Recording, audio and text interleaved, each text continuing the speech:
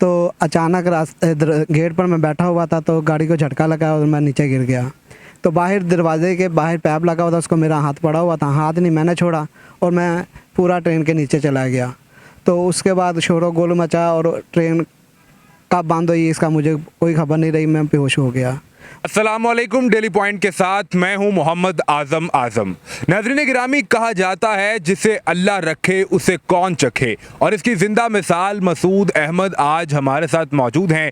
आज से 12 साल कबल मसूद के साथ एक हादसा पेश आता है और हादसा इतना संगीन होता है कि ये ट्रेन का सफ़र कर रहे होते हैं। इस दौरान इन्हें झटका लगता है, ये ट्रेन से नीचे गिरते हैं, इन्हें चोटें भी लगती हैं, लेकिन जिसे अल्लाह ने ज़िंदगी बख्शनी हो और जिसको अल्लाह ने सांसें देनी हो तो फिर वो आज 12 साल बाद हयात हैं। और ना सिर्फ हयात हैं बल्कि बिल्कुल सही हालत में मौजूद हैं, कामकाज करते हैं, जॉब करते रहे हैं, नौकरी इन्होंने बहुत सी की हैं।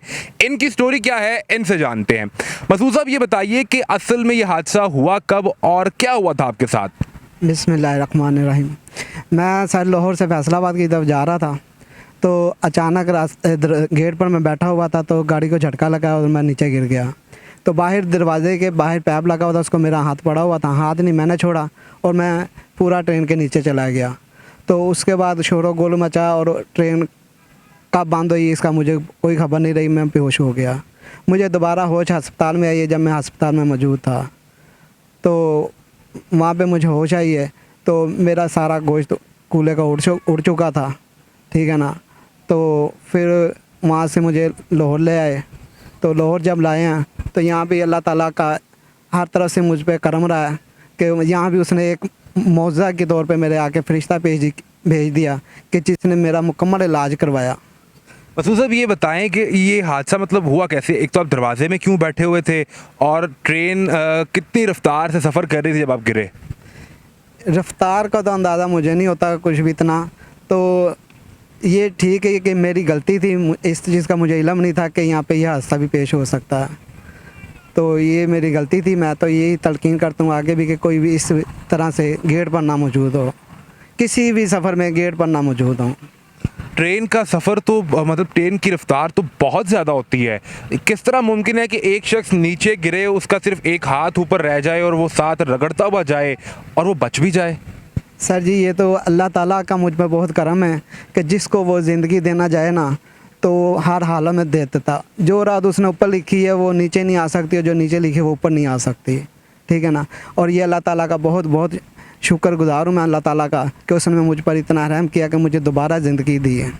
जब नीचे गिरे आप ट्रेन से और एक हाथ से अपने पाइप को पकड़ा था, क्या उस वक्त आपको ये अंदाज़ा हो रहा था कि मेरे साथ क्या हो रहा है? मुझे अंदाज़ा तो नहीं हो रहा था, लेकिन मुझे तकलीफ़ बहुत हो रही थी कि जिस पत्थरों के साथ गोश्त मेरा रगड़ा जा रहा था ना, तो मुझे साड़ पड़ रही थी।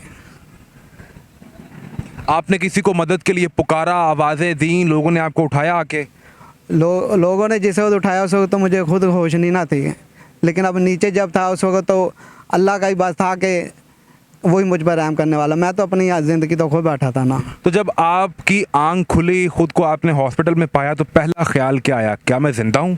क्या मैं दुनिया किसी हॉस्पिटल में हूँ या मेरी ज़िंदगी ख़त्म हो चुकी है? ये सोचा आपने? ये तो सोच जाती है कि मैं इतने बड़े हादसे के बाद मैं फिर अपने आप को यानी कि सही सलामत देख रहा हूँ दुनिया पर मौजूद। तो अल्लाह ताला का बहुत बहुत शुक्र अदा है कि उसने मुझे दोबारा। कितना अरसा आप हॉस्पिटल में रहे? इस वाक़े के बाद आपका इलाज कितना अरसा चलता रहा? इलाज मेरा तकरीबन जो है ना 1.5-2.5 महीने चला, और जिसने मुझ पर जो लेकर जाता रहा उसी ने मुकम्मल ख़र्चा मेरा टोटली उठाया।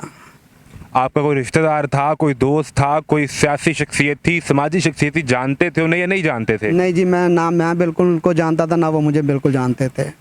तो ये तो मैं अल्लाह ताला का ही शुक्र अदा करता हूँ कि जिसने हर तरफ मेरे आगे अपना मौज़ा दिखलाता रहा। तो ज़िंदगी में आपने कोई तो ऐसा नेक काम किया होगा कि अल्लाह ने आपको मौत के मुंह से निकाल लिया, फिर आपके लिए एक फ़रिश्ता भेजा जिसने आपका इलाज करवाया। ज़िंदगी में ऐसा क्या नेक काम आप करते हैं? अच्छा काम कौन सा किया आपने? सर जी, नेक काम तो अल्लाह ताला बेहतर जानता है कि कौन सा इंसान में कोई अच्छी बात पाले, लेकिन अपनी तरफ से तो कोशिश यही की जाती है कि किसी को तकलीफ़ में ना देखूं।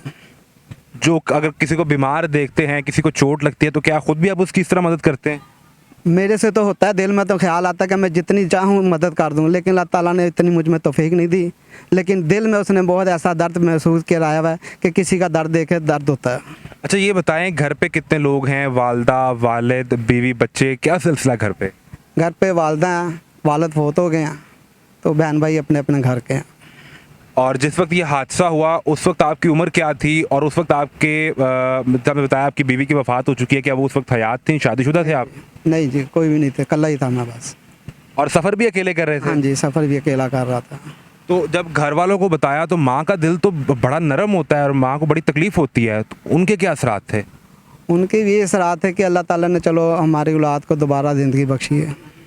तो अभी आप क्या करते हैं? कहीं नौकरी करते हैं, कहीं काम करते हैं, क्या काम करते हैं अभी? मैं काम करता हूँ कपड़े वाली फैक्ट्री में, प्रिंट वगैरह, डाइंग वगैरह इनमें।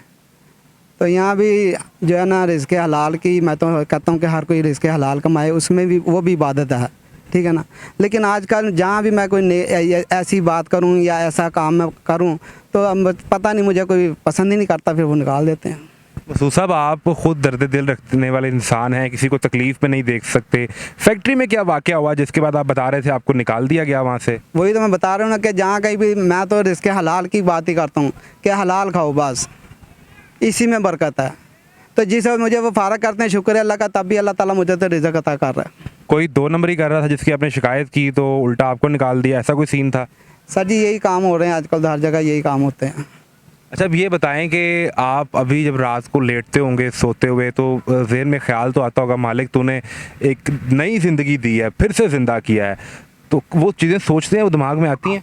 हाँ जी, वो चीज़ें तो आती हैं और मैं यही कहता हूँ कि अल्लाह तेरा जितना भी शुक्र करूँ ना मैं, उतना ही कम है। तू बहुत गफूर रहीम है।